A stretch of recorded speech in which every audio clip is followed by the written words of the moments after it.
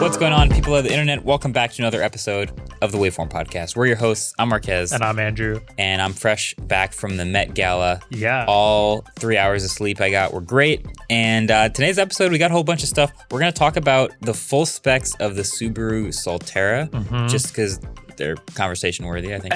Yeah, that's a nice way of putting it, for sure. But there's also some Twitch rumors floating around that might be very consequential to Twitch partners.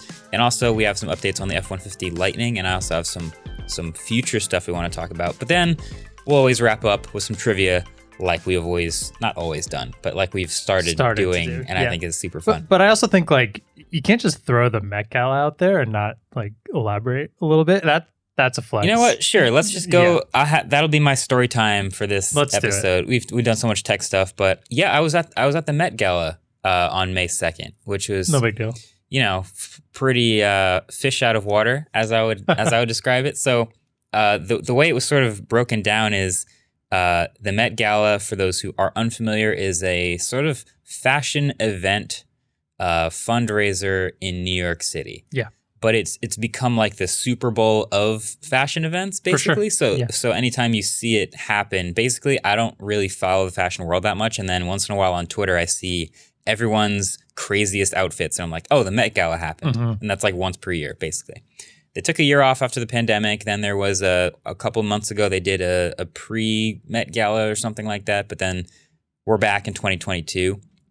And like 2 weeks before, I got an email from Derek Blasberg. He's the head of fashion at Google and YouTube, and was like, hey, do you want to go to the Met Gala? I was like, oh yeah, I maybe, sure, I guess that sounds fun. I looked up in the past, like, have YouTubers gone to the Met Gala before?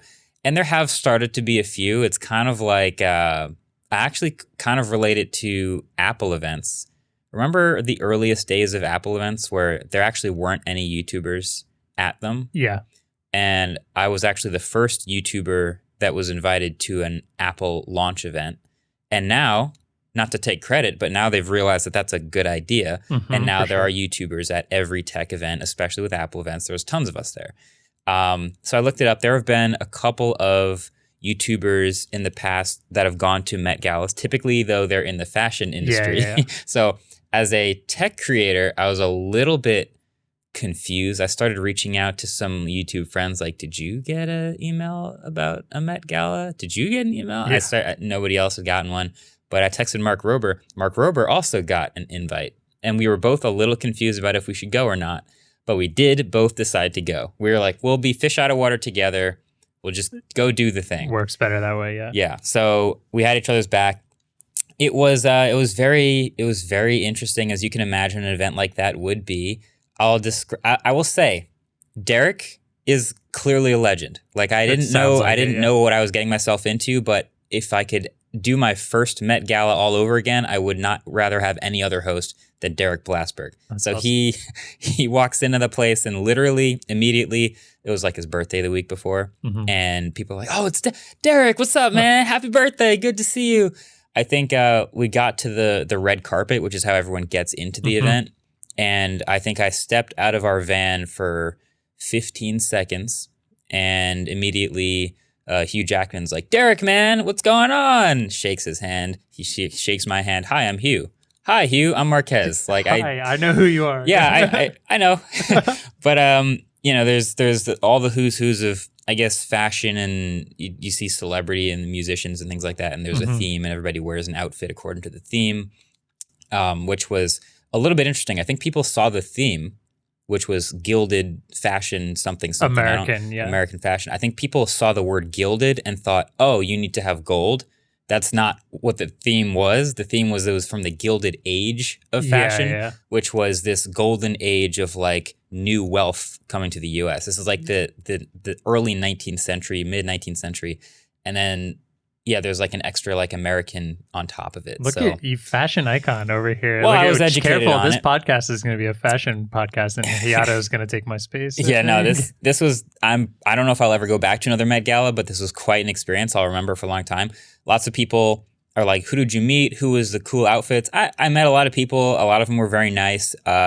My number one thing that I think I'll take away from going to the Met were, number one, I realize how tall and short everyone is. Because on TV and like in acting and music videos, I guess I never really think too hard about the context of like, oh, Venus Williams is super tall. I didn't know that.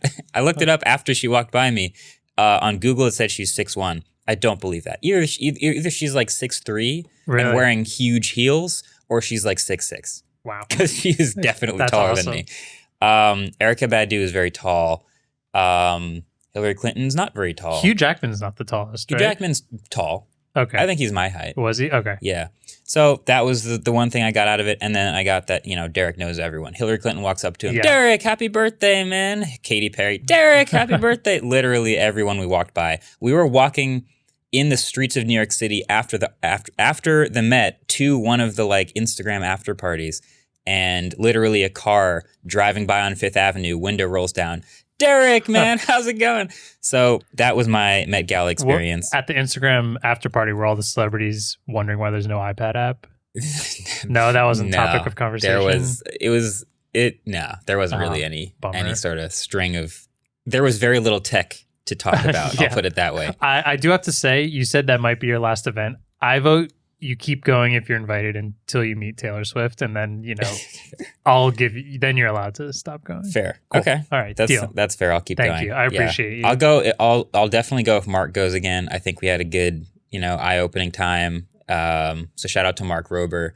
Also, we suited up. Obviously, I wear a tux. I posted the picture about how it was matte black everything. I got so much heat about how the shoes didn't look matte black. I'll tell you in the photo. They didn't look matte black because compared to fabric, matte black leather doesn't look as matte black as fabric, but the shoes were matte black. And to prove it, look at me in any picture with anyone else's shoes, and their shoes are way shinier. I'll put a separate picture up of the shoes. They're matte black leather, just so you know. This is very important. The lights just hit different. Yeah. I just have to be sure Marques we're on the same lie. page. Yeah. So matte black bow tie, matte black shirt, matte black jacket. For anyone who think he changed just for the Met Gala, he did not. No. They're matte black. I'm still the Marques you know. You know me. Blood runs thick. Yeah, it's not going anywhere. Actually, here's the funny part. So Anna Wintour is she runs the event and she runs Vogue, and so the Met Gala, everyone who goes is hand approved by her. Mm-hmm. And as I did the suit tailoring and fitting, they had to send a picture of my fit to her for approval. I did the fitting in a white shirt and a white bow tie. And, they're like, oh yeah, we have to get your cuff length, a quarter of an inch. We can't be sending a gentleman out there with a half an inch of cuff showing. Anna will not accept that. That's not going to work. So like I go, I get the length all set right. They pin everything down. They send the picture. So when I get the email like, yep, your COVID tests are negative, your ID went through, everything's good, and Anna Wintour approved your exact fit. So we suggest you wear that, but we'll include the black versions just in case. Okay. And so on my way there, I'm Googling it like, what is white tie? Like, how flexible is this? Am I allowed to wear all black? And I convinced myself, like, I got to go matte black everything. Good. I have to. So I wore the black tie, and you did it? Black shirt. That was it. So. Okay. So matte black everything's is Vogue approved is what I'm seeing. It's Anna Wintour approved. Cover. Well, I did shake her hand, but like she never approved the black version. She approved the black and white version, but everyone was wearing black and white. So I had to do my thing, You did it. But I didn't get kicked out, so we'll see if I get invited back. That's the Met Gala. And you wore an Apple Watch. I did. That's the other thing. I wanted to ask you. I forgot. It was really funny. So Mark Rober had this incredible watch with this like planetary system and these amazing complications. I don't know if he would even let me say how much that watch costs. It's like 1 of 10 in the world. It's 17. It's 6 digits. 1 of 17. Did you look it up? Something like that. You know how much it costs? I did not look. I don't know how much it costs. I just know how rare it is. When we left the Met, he took it off and put it in his pocket. I'll put it that way. I had the black Apple Watch on. I was like, I got to get the MKBHD band going, so at least I'm wearing me or something like that. But yeah, I had an Apple Watch on. Wow. Yeah. Hid that. Yeah. Good and job. Shook Anna Wintour's hand. So take that, Kevin O'Leary. You're not going back to the Met Gala? What are you gonna do about that, Kevin? No, it was a good time. That's awesome. You want to talk about Twitch? Yeah, I don't know how I segue Met Gala to Twitch, so there it is. Yeah. If you've been listening to this podcast for a while, I love talking about live streaming, and we've talked about it a lot because while we always talk about YouTube kind of being like the end all be all at least for now or in the foreseeable future, they're video on demand. Like no one's beating them. We've talked about Vimeo. They're not doing great. Twitch right now is generous. While is like the mainstay live stream platform, I think there's room for that to be taken over. Definitely. I think YouTube's a huge competitor there, which I'm going to get into a little later, but that's why I think I find this so interesting. So Bloomberg leaked some changes Twitch is considering making to its partnership program.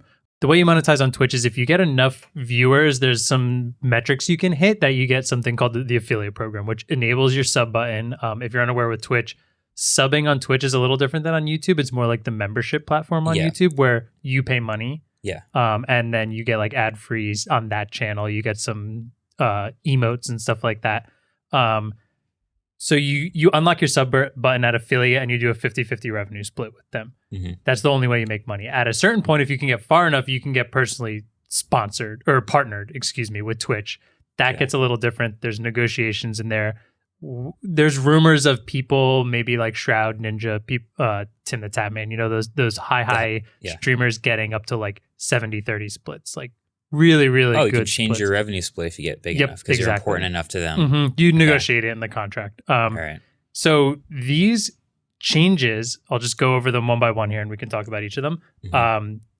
These are considered changes, not finalized, but incentives for more ads. So like more ad breaks during the live stream, play more ads. New revenue split, 70% down to 50%. That's a massive number. So it was 70% by default? I don't think by default, but I think there are plenty of people who were up at the 70% and they're range getting bumped in the back, partnership. Back down to 50? Back to 50, which is the default affiliate For range. everyone? Anybody who can hit a certain amount of viewers can get to there. Okay. A new tier system and no more exclusivity. So, I mean, I saw this around. In the tech world, we look at gaming and everything a lot. Every single live streamer I followed tweeted about this because for live streamers on Twitch, some of these are terrifying, I would say. Let's just start with revenue split 70-50 because like 20% in literally anything is a giant jump. So for the people who were at the 70% tier, it's just a pay cut. Basically. It's a big pay cut. When you're I do believe though, if you had your contract already, like they're probably gonna have to go through that contract. So I don't know when these changes might happen, if they do happen. But a 20% pay decrease is gigantic. That sounds like a company that's struggling to make money. And when you saw like the other stuff, like incentives for more ads, which we might talk about more, like YouTube's done the same thing. YouTube has allowed more mid-rolls. Like they used to have a 10-minute video before you needed to, if you wanted to enable mid-rolls in a video, the video had to be at least 10 minutes long. They moved that to 8 minutes. Yeah. And they also automatically check the box on new 8-minute plus uploads to just automatically add mid-rolls. Yeah. So YouTube's been through this where they're like, okay, we need to make more money. Here's what we're going to do. So incentivizing more ads isn't new. We've seen it before. It works. I'm not shocked that Twitch is going to try to do that. Yeah. The revenue split cut sounds like, okay, we really need to find some money somewhere. Is Twitch struggling that much? I don't know. So I have two. I think the biggest reason when I first read this is, if you'll remember, that revenue split counts with Amazon Prime subs, which is if you have Amazon Prime, you get one free sub every month, and the creators still get the full revenue split from that, even though the person's not paying anything. It's like they're paying $5 to the creator. So if someone has Amazon Prime. They are given one free sub per month. Every month. When they sub to you, the creator will still get the split of what you were supposed to get paid if they paid full price, and then Twitch gets zero. I guess ultimately Twitch like gets zero. They get 30% of their money that they gave out already. Right. I guess. Sure. So I think that, and now if we can connect that to the incentive for more ads, that would be my guess as to why this is becoming an issue. They want to still have creators make up that 20% difference. So they're going to have assuming some sort of incentive, obviously, to run more ads because they want the creators to make more money to make up for that. But they obviously were not making money off of free subscriptions. Now there's obviously people doing regular subscriptions. There's some benefits and there's tier systems to do bigger subscriptions, but I mean, there are a lot of Amazon Prime members out there, and there are a lot of Amazon Prime subs. If you watch a popular streamer, they'll constantly be like, "Thanks for the Prime sub. Thanks for the Prime sub." Like, oh, does it tell you when it's a Prime sub, or is the person's one? Their sub? alerts, depending on what their alerts are, but you will see a lot of people specifically mention Prime subs, and I think the reason they mention it is because some people still don't know that they have Prime subs. So if they say it, somebody might ask. That's smart. There's a whole meme of Ninja like creating this selling point of like what a Prime sub was, because he would constantly say it during his streams all the time, and then that's why he got to a point where he had hundreds of thousands of subs.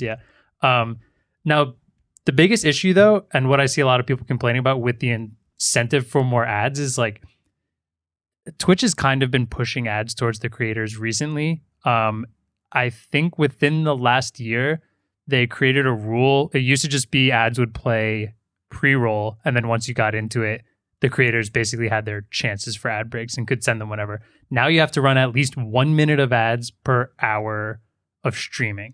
You have to. I believe that's just for partners, but an hour or 1 minute of ads for an hour of streaming. Now that doesn't sound that bad, but there are a lot of streamers who hate that, like absolutely hate that. Some of them are just doing so well, and they do well on subs, like they don't care about ad mid-rolls or like the money from ads, so they don't really run them at all. And to them, it's like it's interrupting this part of a live broadcast. And when you're doing things live, a lot of times you're doing them that, you know, that content is lasting more than an hour. You're not just playing games where it's like 20-minute game, I could queue up, run an ad mid-roll, you're not going to miss anything. So those ads coming in are potentially like popping up at the worst times, and you could be like literally missing content that's happening on the live stream. And that's just like, it's a terrible user experience. I totally get why Twitch would want to do that, because they need to make more money, but that's a bad user experience and bad partner experience. Yeah, it's in Twitch's best interest to try to get people used to ads. And I've always been on the same side. Like, ads are not a good experience. I don't like watching ads. I don't like getting interrupted with a double unskippable pre-roll or mid-roll or something like that. So if I can avoid serving those ads, I will also avoid that, because I don't want to give people that bad experience. But yeah, it's in Twitch's best interest to make it, to normalize ads and make people cool with like, there's going to be a 1 minute mid-roll. It's been an hour. Like, that's just going to happen sometimes. So I kind of see both sides of it. This also kind of reminded me of, I saw this headline recently. I just pulled it back up. Tesla cancels employee bonuses tied to delivery quotas, raises salaries to compensate. So it's like, you might net the same, but they remove the structure of one version of getting paid and replace it with another. So if Twitch wants people to run ads more, they'll just go, hey, your revenue split is lower. Guess what? Run more ads. That almost feels like the opposite of what you just said, though, because like in a sales force, like hitting quotas True, you don't want people to hit quotas. Yeah.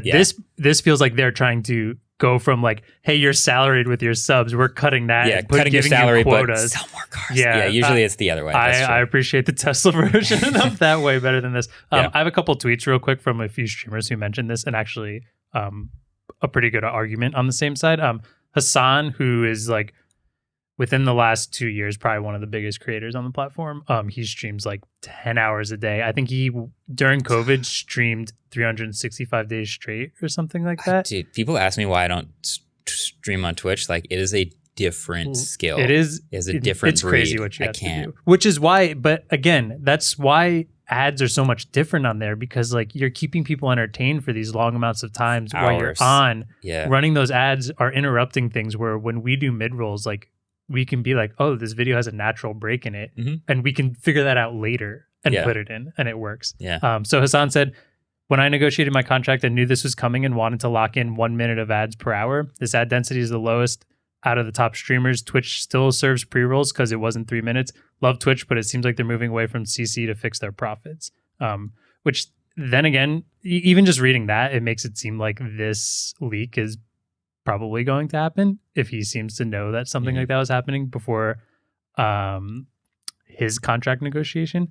And then Pokimane, who I think everyone knows Pokimane's name. She's been a huge Twitch streamer forever. Twitch should implement ads that don't directly interfere with the stream, sidebar, picture-in-picture, underlay. I understand advertisers are essential to making a platform profitable, but intervening with the viewer's experience isn't how they go about it. So Twitch doesn't have like pop-up or banner ads or any of the other types of ads at all? They might have some banner ads on the homepage, but I don't think on a streamer's streams? profile. Wow, that's actually a huge difference. Because on YouTube, that's been a thing forever, where I literally up until like 2 years ago never ran a single mid-roll. I was like, well, we've got the ads that pop up. We've got the ads on the side. The channel is self-sustaining. We're not hiring. Like, we don't need to do mid-rolls. Yeah. And like, that was fine. They just ran themselves like that. So that's interesting. And I'm kind of surprised Twitch doesn't just pop up on the top of the chat, just like a big square ad that credits the creator the same way. I agree, but Linus slipped into these comments and actually has a pretty good rebuttal to it. Okay. Those ads are barely profitable as for a text-based site that's pretty much worthless since 2010. Unless you can pretty much guarantee the viewer can't ignore it, it does nothing for the advertiser. So why would they pay for it? I think that's pretty reasonable. Although I like the idea of potentially if the sidebar covered up the chat when it happened, it bumps down the chat. It just appears above the chat and pushes even it if down. it fully went over the chat, it's still interfering with the stream itself, but not the actual content. Maybe it's interfering with like some reactions, but if that's only a minute long, like that's way better than completely blanking out video. It's the same way like YouTube has ads that pop up over the bottom of the video and you could X out of them. Like, yes, it's interrupting literally the video. Imagine being in a theater and an ad pops up over the movie. Like that would never happen. So yeah, it's interrupting, but it's still an ad that's credited to that viewer and you're targeting that channel. Yeah. Still seems pretty good. Maybe there's a bigger difference in like tech savviness of the average Twitch viewer versus the average YouTube viewer. Yeah, and I do agree with Linus as to like if it pops up on the side and I'm watching, I can just completely ignore it. Yeah. And why would like you're not going to pay the big bucks for that. You want to make sure it's something. I do know Twitch has done some things in the past where they're called bounties, where it's almost like Twitch can help streamers find sponsored integrations throughout. And I wonder if they'll do more stuff like that, because that seems like an actual good idea where it doesn't interrupt content quite as much, kind of changes the content a bit. But if you like a streamer and their personality, usually you're having a good time in something like that. My last quick thing here, the exclusivity part of it feels crazy to me. So what is that? What is eliminating that? So like if you're a Twitch partner, you're streaming on Twitch, you're only allowed to live stream on Twitch. Okay. You can still have YouTube VODs, almost every single Twitch streamer does. But if you're not exclusive, that means there's plenty of platforms out there or programs where you can multi-stream. So you could stream to Twitch and to YouTube at the same time and broaden your audience. And they obviously didn't want to do that because YouTube's a competitor. But no exclusivity means now you could do stuff like that. That feels very strange.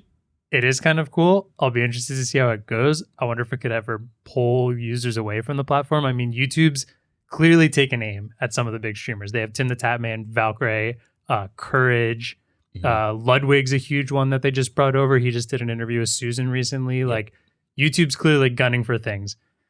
I don't think I'm even going to get on the topic of what I think YouTube can do and what's going on over there. I hope eventually we can get deeper into that. But like YouTube's coming for them. Twitch is making mistakes all the time. I think this battle's getting closer and closer. I think there's some holes in the armor. I think that's a good thing. I think the competition is going to make, like the fact that the competition is making it better for streamers. Like, hey, there's no more exclusives now. And hey, you can try YouTube at the same time if you want to, and all these things are making it a better overall experience. Wouldn't happen if YouTube wasn't competing. Yeah, but there's also a 20% revenue split cut. Drop. I almost wonder if the exclusivity thing was like hey, we know this sucks. Maybe you can go make that 20% on YouTube with 20% of your viewers or something like that. Interesting. Okay. So, I want to pin this for later, but I also keep thinking in the back of my head, like, what is harder? Entertaining for 10 hours straight live, or spending 10 hours on a video that's only 5 minutes long that you then upload and entertain someone for 5 minutes straight? I don't think there needs to be a there battle probably isn't one them. That's harder or the other, but there it's are very people who are different. good at different things. Very different skill. Very different skill. I think there are people who live stream that would have a really hard time focusing and polishing something down to 10 minutes. I think there's people who can hyper focus on something that would be like 90% of their live stream would be like dead space. Yeah. So, imagine me trying to talk about like the new S22 Ultra for 10 hours straight. Let's test. Can you imagine? Can we just do a day where we come into work and you live stream the entire day and you have to entertain Woof. I'd have to switch it up at some point. We're going to take a quick break, but I think right before that, we have a trivia question. It's my new favorite thing. The Rivian R1T won the Motor Trend Truck of the Year for 2022. Which truck won in 2021? Truck of the Year 2021. That's a good question. All right. Yeah. We'll be right back. This episode of the Waveform podcast is brought to you by CodeAcademy. So you listen to the show, you know how coding runs a lot of what we do and what we cover. It's part of the reason we are even able to do this show, but what's truly amazing about coding is that it's pretty easy to learn. So if you want to learn how to do it yourself and make some extra cash, try CodeAcademy. So CodeAcademy is a great way to learn code, and it not only teaches you job-ready coding skills, but also helps build unique projects for your portfolio, earn certificates, and can even help prepare for technical interviews, which is probably like the most important part of that. Yeah. Sure. So no matter what your experience level, you'll be writing real working code in just a few minutes. Plus, CodeAcademy allows you to learn at your own pace and gets you qualified for those in-demand jobs. So join the over 50 million people learning to code with CodeAcademy and see where coding can take you. Get 15% off CodeAcademy Pro membership when you go to codeacademy.com and use promo code Waveform. That's promo code Waveform at codeacademy.com to get 15% off CodeAcademy Pro, the best way to learn code. codeacademy.com, promo code Waveform. All right, welcome back to the new EV section of the Waveform podcast, henceforth known as the Waveform section. Henceforth known as just pretty much the Waveform podcast. Yeah, well, we've done this before. There's a new EV, and this time it's from Subaru. Now, you were looking forward to this because you've been following Subaru's releases, right? New is like we've known about it and they've teased it forever, and like we've seen it and it's slowly grown up and there's been rumors, but now we have it all. We knew Subaru was going to come out with a Solterra, that it would be an electric vehicle, that it would be a sort of a crossover sized thing. Yeah. And we were just waiting for like release date, spec. That's sort of the big price, price, the three big ones. And we did finally get those things. So what do we do first? The price. Let's just start with the price. We cry. Spoiler alert. Foreshadowing. Yeah. It's not what we were hoping. So starting price, $45,000. Didn't we make a bet on this? We had a bet on that. Yeah. What was the bet? I think it was over. Did we say 39 or did we say like 42.5? The bet was over under 39K. Ooh, over under 39. So back in November 18th of 2021. So I think I went the pessimistic route and said over. I took the under 39. I think so. Yeah, Andrew was over, Marques was under. Dang. Yeah. All right, I took that L. I think I in my mind, I wanted to win either way. This was going to be a huge win if Subaru went under 39, and it was going to be a huge loss if it went over that. So I need the little win. So hedge your emotional damage. Here's the one time I'll be happy for the rest of this segment. 45 is a tough price. It's a starting price. It's an EV, supply chain shortages. I kind of get it, but it's not going to be cheap to start at $45,000. So that's where it is beginning. Subaru Solterra, $45,000. I want to check right now. This might be their most expensive car that they sell now. Most expensive starting? Mm-hmm. I can see that. Let me check real quick. So their most expensive car is the top level trim Ascent, which is their 3-row SUV. That's at $45,900, but you can also get a base Ascent at $32,000. So this is their most expensive car. The Solterra leapfrogs the entire lineup in price. You got to really want this one. So what do you get for your $45,000 to start? You get a 228-mile range, and you get a quoted 0 to 80% battery charge in under an hour. Yeah. Okay. Rough. So that would have been good in 2017. 228-mile range would have been okay in 2017. These specs, to me, feel like they're super base level specs where I would only be impressed with these specs if we were getting a new price range. Like if we were getting a $30,000 car with these specs, exactly, I would be like, this is amazing. This is this is the jump into being far more affordable. And 228, it's not that great compared to other things we've had. But if you're looking at a super base level EV, that's going to get you to and from work pretty much every single day on your charge from your garage, right? So sure, you're making the sacrifice of not being able to do long road trips quite as easily, but you're trying to buy the cheapest TV possible. Like, you're going to have to make sacrifices. I would basically, in like the most basic sense of it, be looking for either a low price or a high range, one or the other. And this has neither. It's a high price and a low range. Yeah. And then even with the low range, giving it this under an hour, I think someone quoted it at 0 to 80% was like 56 minutes. Yeah, so it's 100 kilowatt charging. It's brutal. So just for some context, the new, like if you look at a Tesla right now, they charge at 200 to 250 kilowatts if you find the chargers that support it. Yeah. The slower Tesla superchargers are 150 kilowatts. And then the fastest ones you might see, I think a Taycan supports 300 kilowatt charging. So there's some really fast EVs out there. I think there's even some cheaper ones now. Isn't the Hyundai and the Kia quoted at 300? I think the Ioniq might be the fastest charging. There's one that does 350. Yeah, I think that's it. I have it here later because I want to compare these to the EV6 and the Ioniq 5. But I think the Ioniq 5 has like 0 to 80 in like 16 minutes or something like that. So the 100 kilowatt charging being the max on a fast charger is also pretty disappointing in 2022. Like if you drop this car today, that would have been, again, fine in 2017. But again, we're looking at a $45K starting price and a low range. So you could redeem it with super fast charging, but it's also not super fast charging. Yeah. And like to put into context here also, like $45,000, when we only talk about EVs, a lot doesn't sound like the craziest price in the world. But when we're talking about just the average person in a car, and especially the average person getting a Subaru, you can get a hatchback Impreza starting at 19, at under 20. Yeah. So to have a car it's more similar to like the Crosstrek, which is basically the hatchback Impreza lifted a little bit at double the price. You have to really want the electric one. Yeah, it feels like not quite for that crowd. Yeah. So it is I consider it way overpriced, I think. Yeah. A couple things. Some people really don't like the design of it. I've heard people say it doesn't look like a Subaru.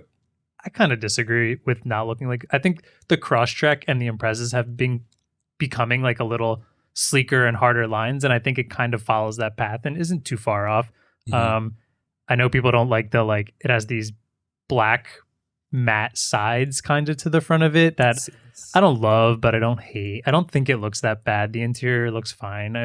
There's a lot of like interesting design decisions that have to be made with EVs because there's always like, I'm looking at it now. Yeah, that's interesting. I actually kind of like it, but I also think you don't have to look like the other cars in the lineup. No. This is the thing, like the Mach-E, which I'm starting to see everywhere. I see Mach-E everywhere. Yeah, you have the flat plastic front grille, which I think is nice. The performance version has that. So it's the body matching color on the front grille. Like that's not a thing you see in other performance Mustangs. It's like different. That's fine. And you also see a lot of aero caps every time you see an EV. They're trying to maximize efficiency. Aero caps are a big deal. And you just don't see aero caps on most of the other EVs. So you see those two things. You know it's the EV and it looks like the EV. And I think it's fine to be a little different like that. Yeah. So yeah, I don't mind how it looked. I give it a 6.5 out of 10. If I'm being honest right now, pure design. I've never been super into the Subaru aesthetic. This is my favorite looking Subaru. I totally agree with you. As a Subaru fan, their aesthetic is always like low. Their WRXs, I think, look really nice. But then other than that, they're pretty much fine. It's usually like reliability and price. And price is why I like them so much. Yeah. But so like another thing here is that this is built with Toyota as well. Toyota is also coming out with a BZ4X, which is pretty much the exact same car if you look at it. I mean, it is the exact same car. It's similar to what Toyota and Subaru did with the BRZ and I forget if it's the FRS or the Type 86. I think they change the name sometimes, and I will get crucified for saying that.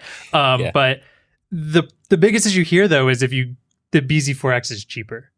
And has some different specs. So the problem is Subaru likes to do all-wheel drive and everything, so they're only offering the all-wheel drive version, which we know for EV means less efficiency, so now you're losing range on it. But there is still a BZ4X all-wheel drive that's $1,000 cheaper. All-wheel drive. Okay, well, I mean, yeah, so adding a second motor obviously adds weight, but you can improve efficiency if you have lower-powered motors, if you have the right motor combo. So far in all the cars I'm going to mention in this segment, the all-wheel drive version has less range than the rear-wheel drive version. It's a higher performance version. Okay, yeah. Dang. Well, they tried, I think. Subaru. Yeah, so you can get a BZ4X forward or front-wheel drive, which I do like. I don't there's not a huge difference between rear wheel and front wheel. If you're in snow, rear wheel generally can be a little harder to navigate because the back slips out. Yeah. So I do like that the BZ4X has front wheel drive and 252 miles of range for 42K. So like I would pick that over the Solterra any day. It's better. Even if you like the Solterra, that is it. Yeah. It's just cheaper and Different has more logo. range. Yeah. But to compare it here, we said it before. The reason this is so tough to look at is because of the EV6 and the Ioniq 5 right now, which are very similarly sized I cars. want to test the Ioniq 5 Ace. I'm so into the Ioniq, this. I saw one when I was on vacation. It looks so good. I'm so into it. The interior had this like weird white bezels on the screen that I didn't love, but other than that, like from the outside, I was like, whew, there's a car like you don't see. Like it doesn't look like anything else on the road right now. That's it. That's another thing. So you look at other Hyundais, and if I was a Hyundai fan, I'd be like, this doesn't look exactly like any other Hyundai. I think that's totally fine. Yeah. And it's got I like the wheels. I love the lights. Dude, it gives love me the lights. Rivian feel. It's like if it feels like if Rivian was building a crossover. Like Hayato has mentioned it before that Rivian they're getting away from that super aggressive, which I actually do really like, but this more like friendly feel to it. Yeah. Like friendly robots, not like Terminator robots. So like it has that friendly feel. You know what this reminds me of? So a really long time ago back in the day, maybe the first car I can ever remember my family having was called a Grand Prix, and it had those like square lights in the tail lights. Okay. And the Ioniq is a modernized version of those taillights. What? It's a can I find a Grand Prix? I want to say that's taillights? Pontiac. Yes, it was a Pontiac, Pontiac Grand Prix. Yeah, you can kind of find. Yep, it's got the taillights, and they're always like these dots and everything. And this is just a new, super modern version of it. So I'm very into the Ioniq. I want to test it. I want to see if it's good. But like you said, on paper, it beats it in everything. It's got 300 miles of range. It starts at about, 42K? Is that what it is? And For the Solterra or the Ioniq? The Ioniq? Here, I can I have some Ioniq specs here. 300 miles, 42K rear wheel drive. You can get all wheel drive, 252 miles at 47K. But also remember, that's 2,000 more expensive, but fast charging. Also charges dramatically faster. Dramatically fast. Like that's not even a competition. Almost 3 times faster, I think, than that. And then you also have the Kia EV6, which I also think looks really, really good. You can get 230 miles of range, rear wheel drive at 40K, 310 miles of range, rear wheel drive 47K, or you can do 274 miles of range, all wheel drive for 50K. Yeah, it's all about context. Like I know a lot of people hear like the difference between 220 miles and 300 miles is like, okay, 80 more miles of range. What does that even mean?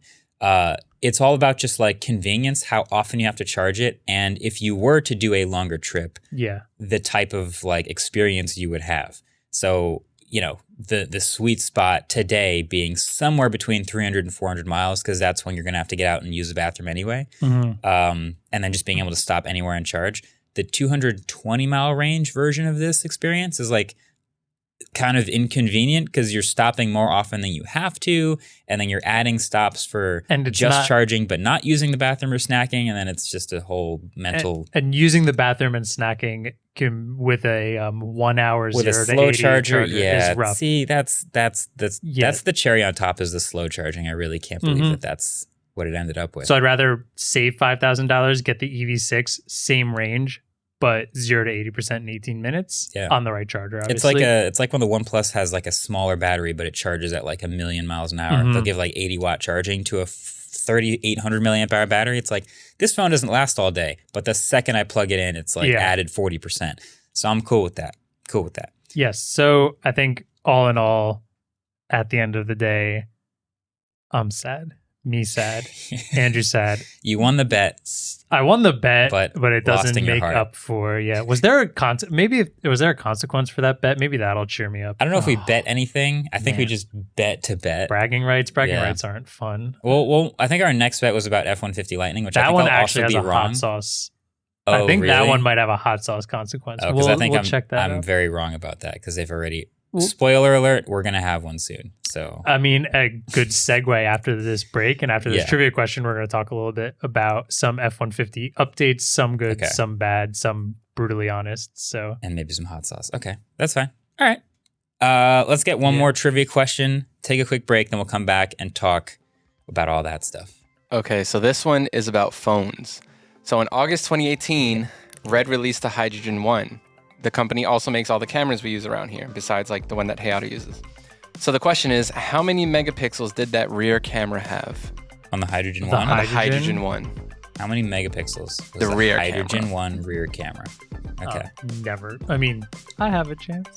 I have a guess. Actually, I don't know if I know the exact answer, but it's coming back to me, sadly. Yeah, I'm remembering all the sad things about that phone. Think about it on this ad break. Yeah.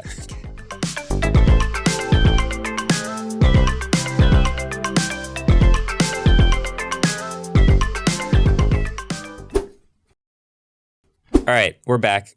Let's talk about this. I want to talk about this video that's really messing with my head on Twitter. It's a video, of somebody in a Tesla Model S, I guess it's a Plaid or it's a refresh Model S, who hits a button in the UI with a power lifting frunk. It opens the frunk. I've been waiting for this on the Model S for forever. You have to manually lift the frunk. It's not a huge deal, but every new EV with a frunk is doing the power lifting frunk. Lucid, F-150, Rivian. So great. So that's something that's been added. And then also, there's a button in the UI to tilt that center screen towards the user. This is another pretty minor thing, but the old Model S's with the vertical screens default tilted the entire screen towards the driver. That was kind of neat. There'd be less glare. You could see everything, but your passenger wouldn't really be using the screen very much. In the new cars, the screen is flat. So as someone who came from the old car, it's like, it's kind of a little away from me a little bit. Yeah. And so I heard, I think they said in the original presentation of the new car, like it'll have tilting, or it's at least been on the website since I got the car. It's never tilted. So this video pops up and it looks like this is the type of thing that could be added with a software update. But the more I look into this video, the more it's messing with my head. So first of all, it comes from a user, Larry Lee, whose username is Tesla Frunk. And who has notoriously tweeted and sold aftermarket installs of power opening frunks. So now I'm like, okay, did you add this to the car, or did Tesla add this to the car? The screen? The frunk, both. Just the frunk. Just the frunk. I'm just wondering about the frunk. That Twitter name changes me from thinking this is a new VIN number to automatically. But you said he did go through the UI, right? So that's the thing. So he went through the UI, and the caption to the video is, Tesla finally added screen swivel to the refresh Model S. So it doesn't mention the frunk. So to me, this guy's selling an aftermarket frunk with this tweet. And you could go through the UI because it's just the original frunk button, right? I believe so. I mean, it's hard to see in there, but he could have just somehow, he could just connect that to when the hydraulics on it or whatever feel the latch open up, it just automatically goes up. Right now in the UI, I hit the frunk button, it just opens the latch. And then you can pull it open. So maybe he's got a system where when it feels the latch open, it opens it all the way with the power system. I believe that is not from Tesla. I agree with you there. But I don't know. It should be. That seems like a pretty obvious thing to do. Okay. But I would agree with you, aftermarket. So the second part is the swiveling screen part, which has been even weirder to me. So like I said, since day one, since I bought the car, it has said on the site that this is a tilting screen. Okay. There's never been a button to tilt it. You can pull it all you want. It won't tilt. It's been flat. There have been teardowns of the Model S that suggest that the parts are there for it to be able to tilt. That was my first question. But it's lacking the electric motor to actually push the tilt out. So it's got the arm folded back in place. But the mechanism to power tilt it isn't there. So now this tweet says Tesla finally added screen swivel to a refresh Model S. This makes me think, okay, either one, it's a new software update, and all cars after a certain date have the electric motors and they will get the software update and be able to swivel the screen. Or this is a new VIN car where they just started adding the motors yesterday. Or this is also an aftermarket modification. But the fact that he said Tesla added it makes me think it's not an aftermarket modification. But I'm still not sure if my car, which I bought when it said it would have screen tilt, will get the screen tilt. If I was guessing, I would say that this is something I'm going to have to get my car into a Tesla shop to be retrofit for. Not sure how long that will take. Not sure if that's true or false. Not sure. It should be free because they said it would have the feature in the first place. True. But I am not sure. I have so many more questions than answers after seeing this. I would say, I mean, like hearing that whole breakdown, I would imagine they would offer it for free if you're right about the mechanisms being in there, just minus the motors. Yeah. If that part is not true, then I see no chance of that. Which is it's crazy. just a new VIN number. Yeah. But like you it's said crazy, it was but that's not It's happened. unlike what we've seen in the history of Tesla. Yeah, Tesla's talked about stuff before that's never happened. I still can't play. What was the game they said? The Witcher. They said they put some games on the screen. They said Witcher. Yeah, you still can't play the games that they showed in Really? the car at launch. Like when you went to the Tesla event, when people were there, it was showing a bunch of games on the screen, and everyone who reported about the car said you'll be able to play games at your stop with a controller. That has also never happened. So I'm not going to sit here and pretend they've never not shipped something they said they would ship. So I'm interested is this if the parts are in there and there's no motors, was this just like, supply chain issue where they sent them out and were kind of hoping no one would notice? Because they have sent cars out also just like, remember the USB-C ports that just didn't have the connection on? They had the drill out. Yep. They did retrofit those for free though. Right. But they did also ship them out without telling anybody about it and letting people figure it out themselves. And the screen tilt is not going, like, you're not going to find that out. Yeah, like USB-C isn't like a listed feature. Maybe it is a listed feature on the site, but like the screen tilt seems like it's one where like they put it on the site as a feature. They mentioned it before. So I'm like, I think it would be weird to never ship screen tilt. So there's no button in the software currently, correct. Right? Okay. Yeah. So anyway, that I just wanted to share that. This video is really messing with my head. I'm sorry. I'm just gonna, maybe by the time this podcast comes out, we have an update and I'll have my car getting the screen tilt. But as of right now, this one account being the only one who can tell me about it, who happens to also do aftermarket stuff to cars, is really messing with me. It's gonna be hard to get a drone flyover to see if they're adding that might be a little too close. Yeah. All right. Other EV news, really quick. Dodge finally teased their Ram 1500 EV, which is like this feels up there with, like, if you're talking about the most popular vehicles in the US, this is the Ram other big one. 1500 is like right there with F-150. I'm pretty sure it goes F-150 series, Ram 1500 series, and then another truck. Yeah, and then I like think the it's Camry like, or something. I think it's actually RAV4, CRV, and then like Camry. Yeah. So we're talking about one of the next biggest vehicle in the US. It's the teaser's very small. They really didn't say anything. They took a little shot at Ford with it. Have we brightened it? I have not, but I think this is already like kind of a brightened image from their like little video. Yeah. It's just pretty much the lights coming up on front, which do look really nice, and it says Ram across the front of the truck. Looks really sleek from the like silhouette you're getting of it. Yeah. We'll see. I feel like Dodge hasn't mentioned much about EVs. I really don't ever remember talking about them. Yeah, it's funny when you think about like Ford versus Dodge. Okay, so Ford beat Dodge to the punch for an electric pickup truck. Yeah. But when I think of the Ford crowd, as much as you're like a truck person's a truck person, they don't want electric.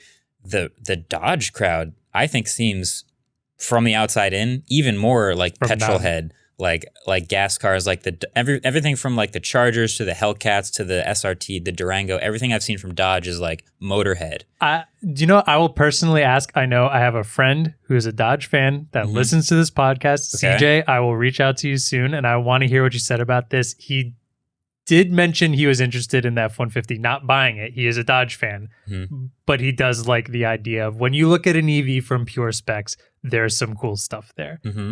As long as you're in that category where it fits to, because obviously truck stuff is a lot different. But I'll get it. I'd like to see that, because I, as well as a non-truck person, seem to see Dodge truck people as being far more loyal, or just like insanely loyal. Yeah, like I haven't seen any Dodge EV stuff at all. Like maybe I've missed it, but is there a Dodge Charger electric being teased anywhere? Like I don't think that's happening. Like I don't see Dodge talking about EV stuff very much. So this kind of came out of the blue, instant shot at Ford, because they said they're going to bring the Thunder to the Ford's Lightning. If I could make another bet, this probably isn't that bold of a bet, but I would bet that this Ram 1500 has to be a much more aggressive looking, like bold design truck. Well, we can kind of see. We can kind of see it.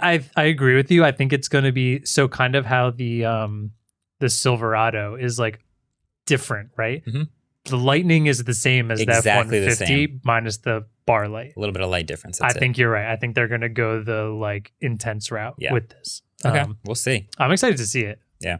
And now on F-150, Nilay had a really, really interesting interview with Jim Farley, the CEO of Ford. And I think there's a couple quick points here I just want to talk about, but we'll link the whole article in the show notes. And I highly, highly suggest reading it because I think it's just important for EV in general.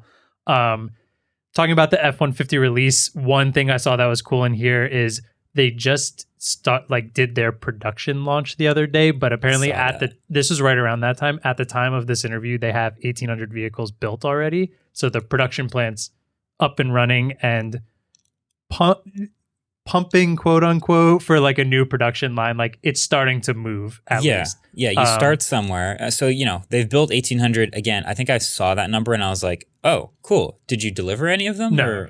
Okay, no. So they've started building them and it always looks like a ramp. Every time we see a new product line, we expect to see the ramp go, okay, 3,600, then 10,000, then 50,000. So we'll see that as it progresses. See that it's like at an okay number of cars before deliveries happen makes me feel a tad optimistic. But then right after that, he also mentions that like he knows there's limiting factors in here. And right now he thinks batteries are actually going to be the biggest limiting factor on pumping out the F-150 numbers. We know that the orders for the F-150 are like massive, insane. Yeah. He thinks it'll probably take 1.5 to 2 years, I believe, to actually fulfill all of those orders before they get into the like full blown just production. You don't need a pre-order for it. So that's a while. And he thinks not chips because Ford is so massive and buying so many chips for an F-150 already. They have good connections with all of that. He's not worried about chips being the limiting factor. He's worrying about batteries being the limiting factor, which I do think they're investing some more money into a battery factory in Georgia that they work with. But that's going to be the thing that's going to stall them out. He was also really, really blunt about the charging network, which I thought was really interesting. He said he gives their charging network about or not even just the network, but about how it works with the network. The experience? Yeah, like a C on a grade, which I think might even be a little optimistic maybe. It's our experience, we've talked about this before, was really bad, but we were also in a super remote part of the Northeast. Yeah, I was going to say, so we did a 1,000-mile road trip with the Mach-E. I would say from the exact route that we took, our trip was like a D-. Yeah. But I think if you average out all the different chargers and all the different experiences and all the different routes people are taking for road trips, I could see it being a C, maybe. Sure. It probably really depends on how you do it. Are there A+s out there? A+ routes? You hit the charger, it's perfect. On non-Tesla networks? Yeah, maybe. I mean, I'm sure there are some. But, yeah, so average. One thing he did mention is that he thinks Hyundai and Kia, I think, are doing really good things with the way they bring you to charging networks, which is like making sure they're available, making sure charges or stalls are available, and they want to look at other companies, how they're doing that, and being able to update how Ford, because this isn't just for the F-150, this is for the Mach-E, which is for everything. Like we mentioned before, I see those everywhere now. Yeah, like let's not get it twisted. We did our video, but like we're not the only ones to say that the charging network is like a problem for these cars. After the video though, like Ford reached out and they're like, here's a bunch of stuff that we're doing to hopefully make sure this experience doesn't happen again. We're going to have people constantly checking the chargers. We're going to try to make sure as many of them as possible are not just fixed, but updated so that we don't navigate you to one that's not updated. So like they know, it's not like they're unaware that these are challenges that they have to tackle. It's just it's a challenge they don't own. Like they don't own Electrify America. And a big part of that challenge is relying on user reports. And so one of the things that he talked about that he hopes they implement soon is not having to rely fully on the user report, but being able to rely on the data of a car plugging in, how long it gets plugged in for, how quickly it moves away. So they can tell, like if a car goes up, plugs in, and immediately leaves, that charger's probably broken. They need to, it reports that automatically and can hopefully get a technician there. And that just like the charging network in general really needs to be fixed, which I think we can all agree on. And I think is a huge step for not just Ford, for literally all EVs. It'll be interesting also to see, as we have more and more Mach-E's out there, like this was Tesla's huge advantage with like self-driving, for example, was they have so many cars on the road that a small fraction of them doing some testing for them is a lot of data. And so now that Ford is going to have a ton of EVs on the road, the Mach-E, F-150 is going to start being out there. they have a lot of cars with that sort of information and an internet connection, and they can beam that up, and that can be very useful. And hopefully one more step from that is Electrify America, who's servicing all of those, is hopefully now getting, every new company that puts another line of EVs out, hopefully that's more information for Electrify America to start grabbing from and increasing that. And one more thing he talked about, which I thought was interesting, was that he's working on trying to convince legislators to increase the EV tax limit for the US, mentioning that a bunch of other countries have done that. And that's not just for Ford, that's just for everybody. But it would benefit Ford. Obviously. Yeah. But it's, I'll take something that benefits Ford if it means it also benefits literally all of us and gets the US onto the EV. Yeah, for those quicker. Unfamiliar, the point of the tax incentive was to accelerate the adoption of EVs. Exactly. So every company was given a set number of cars that they could sell that are electric that would be rebated by the government. So if somebody bought the car, they'd get a $7,000 something rebate on their taxes. And then after they sold that number of cars, the rebate would go down to $3,000. And then they sold a certain number of cars, it would go down to $1,000. And then it would be something else, and then it would be zero. And so Tesla rocketed through that. They sold a ton of cars. And a lot of these companies who are just starting up, they will get the full tax rebates. Ford sold a lot of EVs. I'm sure they're somewhere in that stratosphere. Close to that too, And so, yes, we would like to see many more companies start to make more. But also, if you bump the cap, more EV adoption for everyone. Because that does $7,500 is a big jump. Actually, that makes the Solterra $7,000 less. It was the only argument I saw to actually wanting the Solterra over some is that chances are Subaru is going to sell less than Toyota or Hyundai or Kia. So it might actually be lower in price because you have a better chance of getting the EV tax credit on it. That is so that does put it down to 38, right? Yeah. No, even 45. Lower. It was 42, 7? Right? 45. No, I'm saying I don't know if the math was right. I was just shaking my head like it's still not good enough. No, Adam told me I was wrong. Oh, it's still not good enough. Still not good enough. Whatever. It's maybe 38's good. No, it's not. Not great. No, that's I think where we're at. We're all very optimistic. We'll link the EV interview from Nilay and Jim down below. Also, you should definitely check out our Ford F100 video, which was the electrified one, which is a whole separate version of what an EV is, but the experience EVs could be, I guess. Yeah, exactly. So we'll link that below as well. But I think the place to end would be to hit the trivia answers, which were one was a car and one was a phone. One was about trucks. Yeah, one was a truck. Okay. Refresh my memory, Adam. What were the first trivia question? Let's start with the truck one. Right. So the first one, the Rivian R1T won the Motor Trend Truck of the Year for 2022. Which truck won in 2021? Motor Trend Truck of the Year 2021. Now, I don't know that many award winners. I know that the Kia Telluride was the SUV of the year or something. I could see that, yeah. But that might also be 2022. So it's probably I don't know the answer. I have a guess. You do? What's your... My guess would be the Ford Maverick because it's this smaller size truck that's also a hybrid and at a really, really good price. And I know a lot of people are super into it. So it feels like something disrupting a little bit. Does a Jeep count as a truck? There are Jeep trucks. The Bronco's popular, but it's not a truck, is it? That's a confusing one because the old Bronco had the detachable back roof, which I bet some people would consider a truck, but I don't think the new Broncos do that. Do you guys want a hint? Should we? Do we both get the that hint? That means I'm wrong guessing? If he's asking for a hint. Sounds like it. That yeah. definitely means all right, let's take the hint. Yeah. We spoke about it in this episode. Wow. Kind of. Oh. Whoa. A Jace. The 1500. We spoke. The Ram. We mentioned the Ram. We spoke about it or mentioned it. It's just the F-150. Mentioned it. Okay, so I've mentioned a bunch because I went down the list. Let me go with... Is this a half credit point now that we got a hint? We still both don't know it, though. Yeah, I don't know. I don't think so. I think it could be a full point. The only other thing I can think of is if you're right about SUVs counting as a truck. We did talk about the Ascent for a minute, and the Ascent was Subaru's new 3-row car that everyone loved because it's really cheap for a 3-row. Yeah, but is that a truck of the year? I don't think so. I'm just gonna go with the I'm gonna go with the Ram 1500. I'm wrong. I liked my Maverick guess. Yeah. So I'm just going to say, even though I I like know that I'm too. wrong. The Ram 1500. Okay. Oh, wow. TRX. There it is. Oh, TRX. Okay. I mean, the TRX same is like thing. the performance version. Yeah. Okay. Wow. That's a point. I'll take it. All right. What was the second? Oh, with the red camera, right? Yep. The red phone. In August 2018, Red released a Hydrogen 1 smartphone. The company also makes all the cameras we use here in the studio. The question is, how many megapixels did the rear camera have in the Red Hydrogen 1?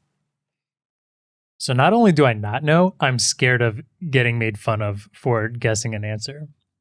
That's how. So the camera system, it was his dual cameras, and they were advertising the ability to shoot stereoscopic 3D. They were also advertising the opportunity of like lenses on the back, which doesn't change the megapixel, but you have to assume that the megapixel has to be able to fit. Yeah, never You happened. would assume it has to be a good one because you're going to get all these crazy add-ons so you can film a whole movie. We already know it was a letdown. Like, we don't have to rub it in. It was bad. Wow. So the number that popped in my head is 12 because everything is 12. But I want to double think here because it was such a weird phone, and they had two, and there was like the 3D screen, and they wanted to show 3D. We took 3D videos and showed it and played it back for Joe Rogan. Remember that? Was this not a just sensor they pulled out? It was. It was just it was a Sony sensor. Yeah. I remember it. It was just a regular Sony sensor, and Red makes cameras, so like they could have made a sensor, but they didn't. And everyone thought that was hilarious. Right? So let me just go with a standard Sony sensor, and it's a 12 megapixel sensor. Andrew? I'm just going to agree with that because I remember it being a I want to say standard something Sony different sensor. from what you say. My second guess was going to be like 24, which is dumb. Which one do you It's want? definitely not 24. I don't know. I just remember making fun of it because it was just a regular sensor. And it's like, bro, you're Red. Come on. Yeah, it's a Sony 12 megapixel sensor. So I don't know who made it. I'm assuming it was Sony. Yeah. But it was a dual 12.3 megapixels. 12, so yeah. I'll give you the point for that. 12, yeah. Yeah, they're all 12.2 or 12.3. Yeah. Yeah. It was a letdown. Rough. Every time I think about that phone, I just get sad. Why did we have so much high hopes for that? All right. Well, that'll do it for this episode of the Waveform podcast. The Waveform section was quite long. I promise we'll have all kinds of other stuff coming up. But also, I am really excited about one of the next videos we're working on the channel. Spoiler alert, it's not an EV. It's very, very different. We're replacing Tim. It's something along those lines. That's all you need to know. But thanks for listening this week. Tune back in next week, and we appreciate you. May the 4th be with you. If you're listening to this late, which is clearly, you can't listen to it on the 4th because we're recording it on the 4th. So Adam, may the 4th be with you. Happy Cinco de Mayo. Happy whatever holidays are coming up. Thanks for listening. Catch you guys in the next one. Peace. Waveform is produced by Adam Molina. We are partnered with Vox Media, and our intro-outro music was created by Vane Sill.